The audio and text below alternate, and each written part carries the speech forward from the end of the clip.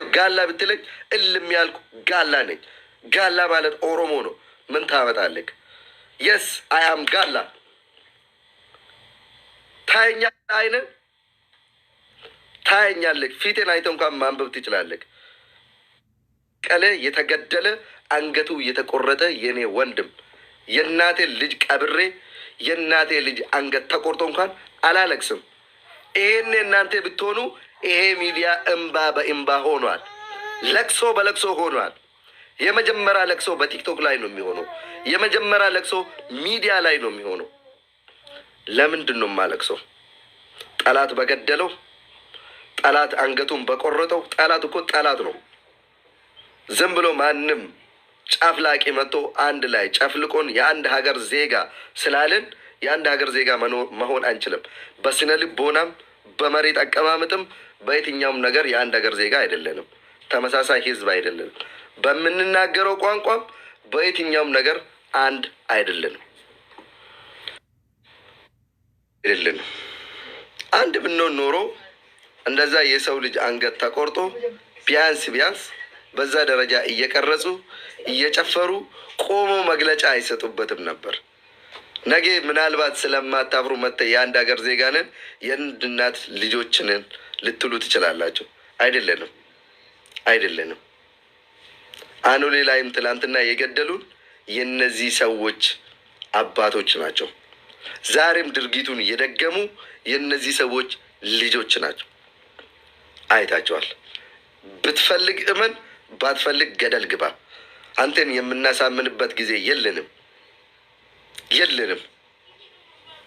እናንተን ለማሳመን የምንጥርበት ጊዜ የለንም። መግደል ጀመርክ፣ መግደል ቀጥል። አንገት መቁረጥ ጀመርክ፣ እዚህ ሚዲያ ላይ መታችሁ አታልቅሱ። እንደኔ አውሩ፣ መታችሁ እንደኛ አውሩ። እንደኛ ሚዲያ ላይ መታችሁ የራሳችሁን ወንድም አንገት ተቆርጦ የራሳችሁ ወንድም ቀብራችሁ እንደ ጀግና ወጣችሁ አውሩ። እኔ ባላለቅስም ለጠላቴ አንገት መድፋት ይሆናል እንጂ ውስጤ ቢቃጠልም በውስጤ እርድብን እያልኩ የውስጤን ህመም ደብቄ አወራለሁ እንጂ ሚዲያ ላይ ጀግና መጥቶ አያለቅስም።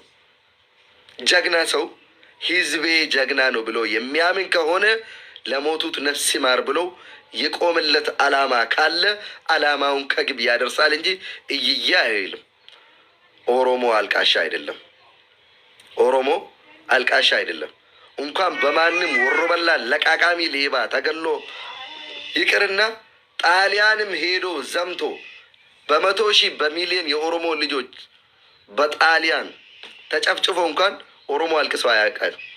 እዚህ ሚዲያ ላይ ምናልባት አብይ ኦሮሞ ስለሆነ አብይ ከገደልን ኦሮሞ ሆኖ ለምን ይገለናል ብለን ልናለቅስ እንችላለን። ምክንያቱም በወንድማችን እንዴት እንከዳለን ብለን። ከዛ ውጪ ወላሂ ኡቅሱም ብላሂ የማንም ወሮበላ ለቃቃሚ ሌባ መንገደኛ ከጎጃም አድርጎ ወለጋ ገብቶ ህዝቡን ገሎ ሴቶችን ደፍሮ ንብረቶችን ወስዶ ከብቶችን ሰብስቦ ወስዶ ህፃኖችን አርዶ ቤቱን አቃጥሎ ስለሄደ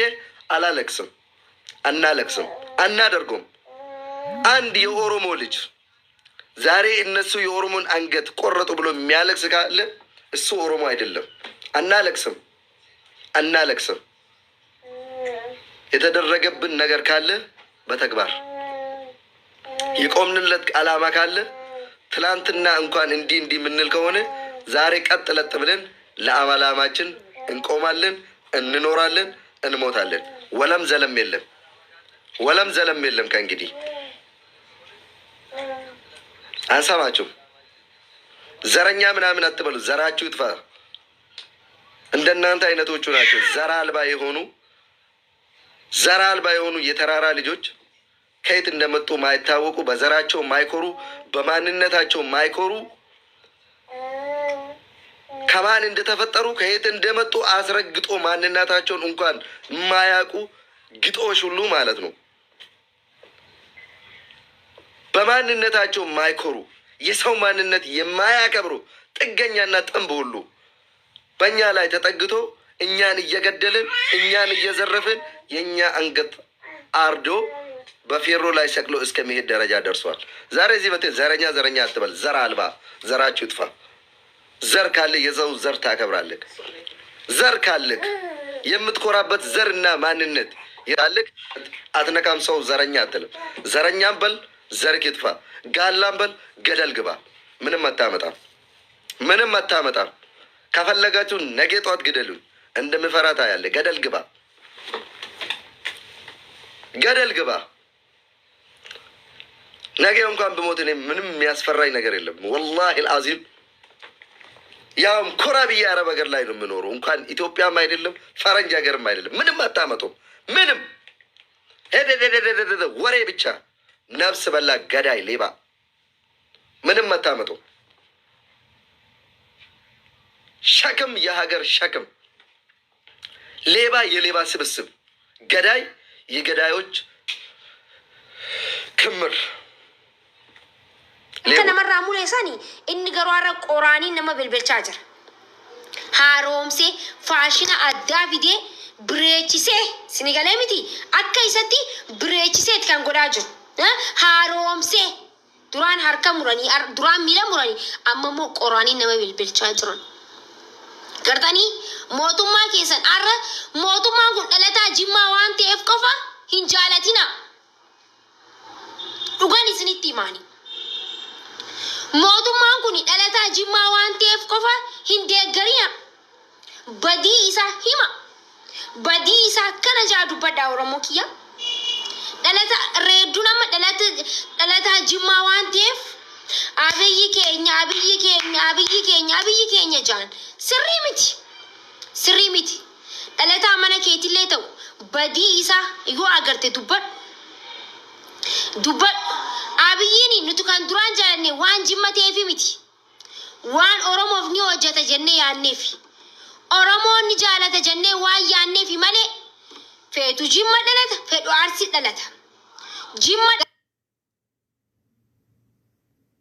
karaa isaa jala seentanii dhugaa Oromoon dho'isina. Dubbadda haqa. Dhugaan Oromoo karaa dhugaatiin qofa ba'uu qaba. Karaa dhugaatiin. Kanan isini dabarsu barbaada. Warri arra abiyyi maatu qama kayetan rabbi isa ajjeesu amalee irra isini deema. Rabbiin isa laa maanis zarmaanzariin abiyyiin jiraatiin addunyaa tanarra. Namni maqaa abiyyiiti yaamamu hin jiraatiin insha Allah wa ta'ala. Insha Allah. Hin jiraatiin namni abiyyiin yaamu. Inuma hin jiraatiin. Lubbuun isa inni tokkichi pileeniin deemaa pileeniin gabboo miti. Miskiinni durooniin an ajjeefamaa jira. Kan miskiina hin ta'in yoomillee addunyaa kanarra hin jiraatin rabbiin amma isaa fudhatu. Waliigallee miti.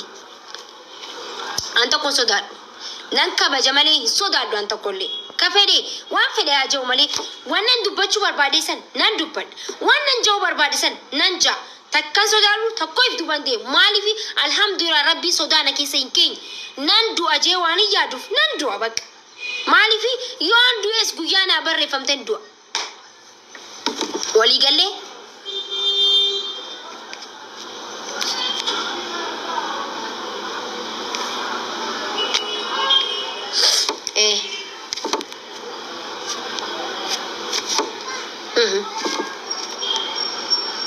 maal fayyada maal isini godhe abiyyiin mee warrumaan abiyyeettan abiyyiini warri abiyyeettan abiyyiini garaa keessan isiniif jijjiiree jira.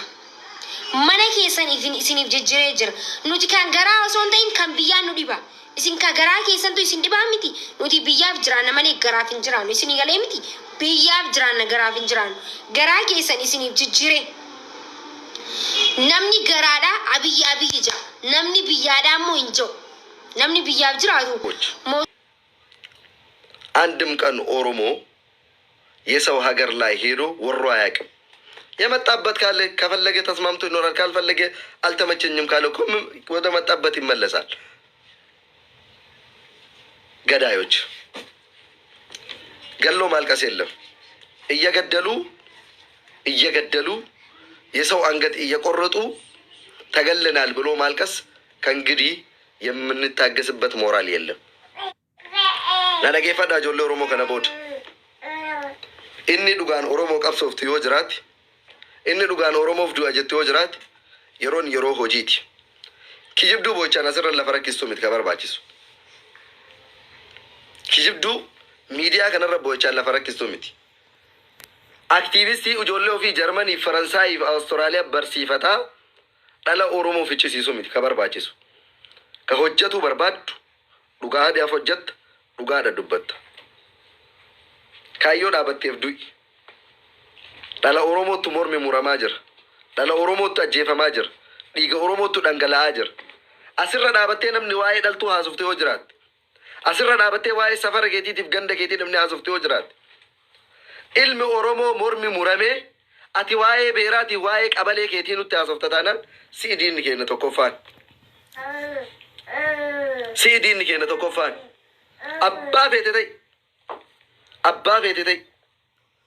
Akka kolkollee miidiyaa kana jala deemaa oduu kolkolleetiif oduu kututaa oofta taanaan osoo Oromoon duutu aanolee waggaa 120 booda ijaan argine jarateen yaaddee beektaa?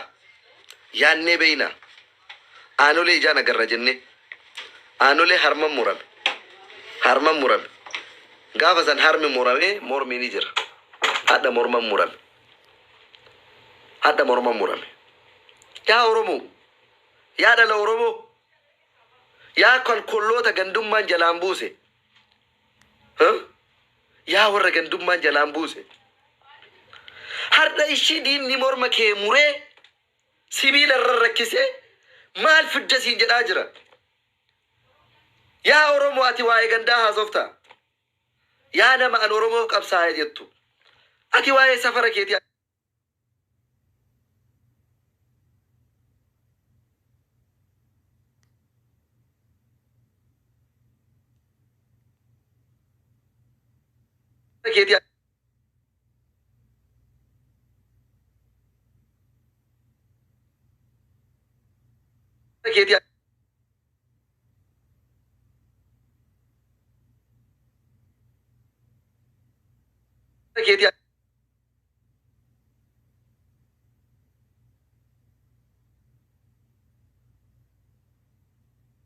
har'allee bakka qabalee jirta.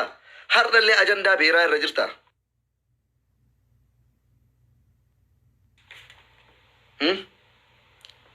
Sitti hin dhagahamu.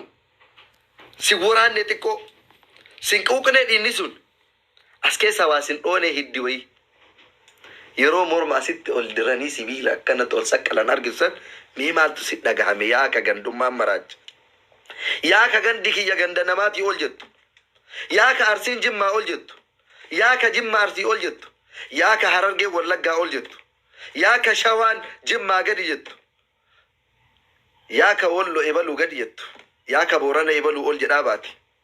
Hadha yoo morma obboleessa keetii muranii sibiila ol rakkisan san hoo. Arrabni kee hadhallee waaduma gandaa haasayaa laata. Arrabni kee har'allee Oromoof Oromoo jidduu garaagarummaa uumaa laata. Arrabni kee har'allee Oromoo wal dabarsaa laata. Yaa aboo boru ka dhufee waa'ee gandaa haasa'ullee hin dhabamu bar. Yaa Rabbi kana waliin nu uumteef ormi nurra deema. Ka akkanaa kana waliin dhalannee bar ormi nu xiqqeesse. Ka akkanaa kanatu nu keessa jiraa beekaniif. Dhaloota akkanaa galabaa kanatu lafarra guunnee ana dabalatee galabaa. Ana dabalatee dhaloota bubbee. Ana dabalatee dhaloota oduu qofatu lafa guutee beekaa bardiinni. Jaarraa 21ffaa keessa bar Oromoo waan kaleessa abbaa kee irratti calanqotti godhan.